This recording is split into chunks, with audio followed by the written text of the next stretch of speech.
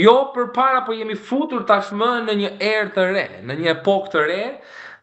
Pak kush mendonte se erat që do të frynin nga Washingtoni do të sillnin këto lloj valësh apo dallgësh në pjesë të tjera të botës.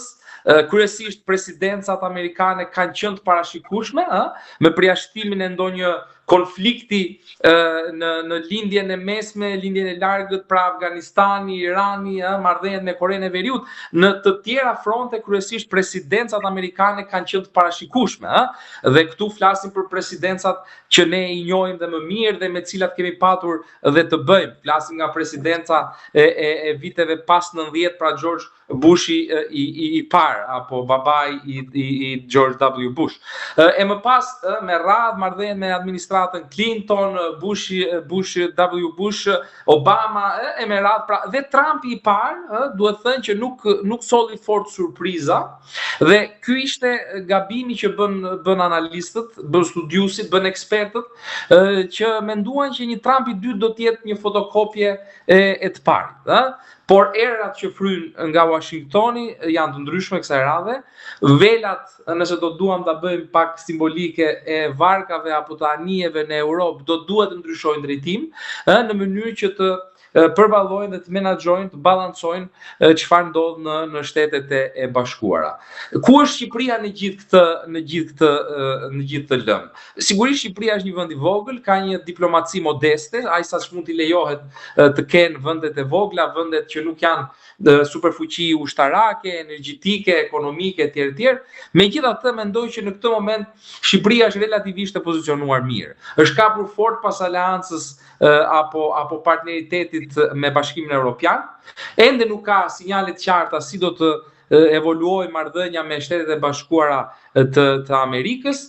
Sigurisht nuk priten ndryshime në optikën time, nuk pritet të ketë ndryshime të jashtëzakonshme, sepse në tavolinën e zyrës ovale rrallëherë shkojnë çështje të Ballkanit. Pra këto zgjidhen në strukturat e departamentit shtetit, këshilltarët, dhe në rastin më të mirë është kabineti presidentit. Pra nuk në raste të rralla këto shkojnë deri në zyrën ovale. Në këtë kuptim mendoj që do të kemi marrëdhënie business as usual, të motivuara kryesisht nga interesat dhe orientimi amerikan për Ballkanin. Pra kjo do të përcaktojë në optikën time marrëdhënien e Shqipërisë me Shtetet e Bashkuara në vitet që do të vinë, ose të paktën në vitet e mandatit Trump.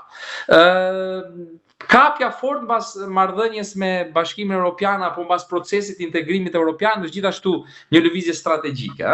Në këtë vakum leadershipi botror, sepse duhet thënë që ka një vakum, ka konflikte në vende të ndryshme të planetit ku Shtetet e Bashkuara janë të fokusuar dhe të investuar për t'i zgjidhur Ukraina, Irani, Izraeli apo më tej.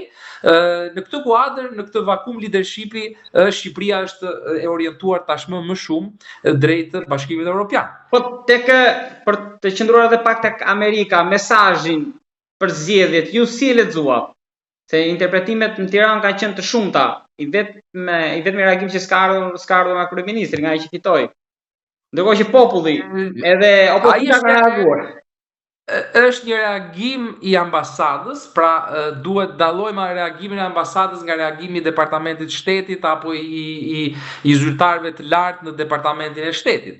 Është një reagim i thjesht, modest, aq ka mundur të marrë dritën jeshile nga departamenti i shtetit. Pra, jam i sigurt që teksti i parë që është dërguar apo drafti i parë që është dërguar për të marrë okejin në departament ka qenë më i gjatë, por kjo është thjesht një hamendësim i imi, dhe rrugës mund të jetë shkurtuar, mund të jetë thjeshtuar, mund të jetë çuar në atë nivelin minimal. Për mua është një lajm i mirë që Shtetet e Bashkuara në një farë mënyre kanë uruar, përgëzuar, përshëndetur popullin shqiptar, duke njohur në leximin tim legitimitetin e procesit.